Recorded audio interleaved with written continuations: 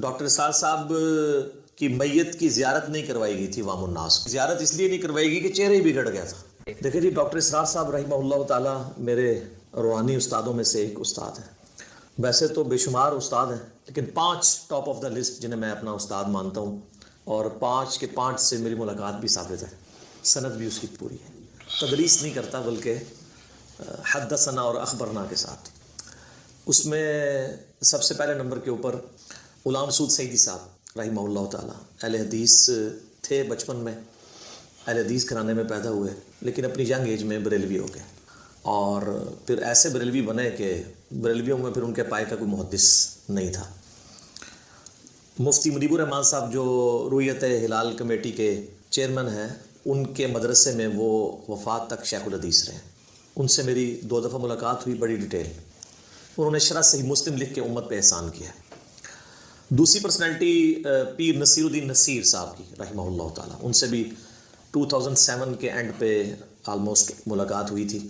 ان کی کتابوں سے بھی کافی زیادہ عقائد کی اصلاح ہوئی.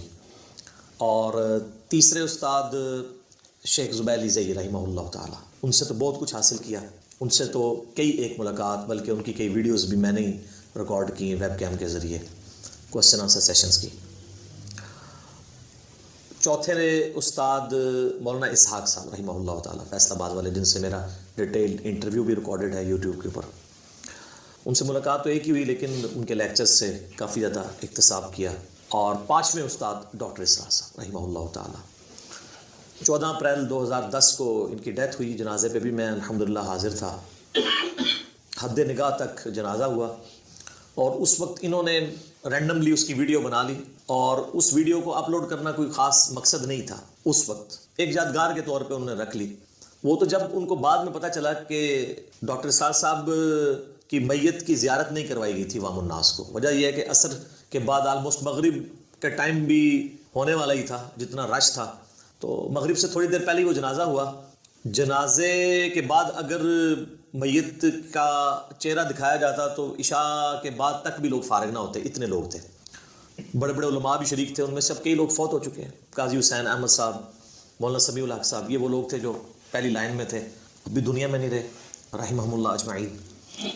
تو انہوں نے زیارت نہیں کروائی، ایمبولینس میں رکھ کے لے گئے دفنانے کے لیے. یہ تو بعد میں پھر بات کھلی کہ جی زیارت اس لیے نہیں کروائی گئی کہ چہرہ ہی بگڑ گیا تھا. پاکستان کے کلچر کے اندر جب تک کوئی بڑی شخصیت زندہ ہوتی ہے نا، تو اس پہ کبھی قادیانی ہونے کا الزام لگائیں گے، کبھی یہود و نصارہ سے فنڈنگ کا الزام لگائیں گے، کبھی الزام لگائیں گے کسی مدرسے سے نہیں پڑھا ہوا، اور مدرسے سے پڑھا ہو تو کہتے ہیں یہ گمراہ ہے.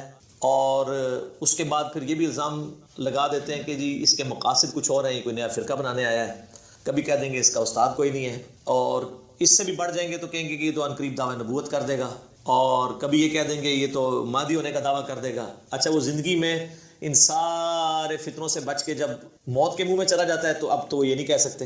حالانکہ ہونا چاہیے کہ اس وقت پھر یہ لوگ کہیں کہ ہم لوگ جھوٹ بولتے تھے، ہمارے سارے علماء کذاب تھے اور جھوٹے تھے جنہوں نے کہا یہ مہدی ہونے کا دعویٰ کرے گا. اور ساروں کے اوپر لعنت پڑی ہے یہ جھوٹ بولنے کی وجہ سے. تو بغیر مہدی ہونے کا دعویٰ کیے اور نبوت کا دعویٰ کیے مودودی صاحب بھی چلے گئے دنیا سے، ڈاکٹر اسرار صاحب بھی چلے گئے.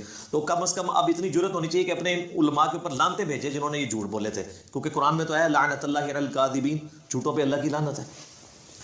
تو اتنا پھر حوصلہ ہونا چاہیے. بلکہ ان لوگوں کو خود ویڈیو پہ آ کے اپنا رجوع ریکارڈ کروانا چاہیے، یا پھر یہ کہہ دیں کہ ہم رجوع تو نہیں ریکارڈ کروانا چاہتے اور ہم اعلانیہ کہتے ہیں کہ ہم لعنتی لوگ ہیں، ہماری شکلیں پہچان لو، تاکہ آنے والے جو علماء ہیں نا ان کو بھی تم پہچان سکو. تو ایسا خیر ہوتا نہیں ہے. تو جب وہ فوت ہو جاتا ہے کوئی اس طرح کا بندہ، پھر وہ کہتے ہیں چہرہ بگڑ گیا تھا.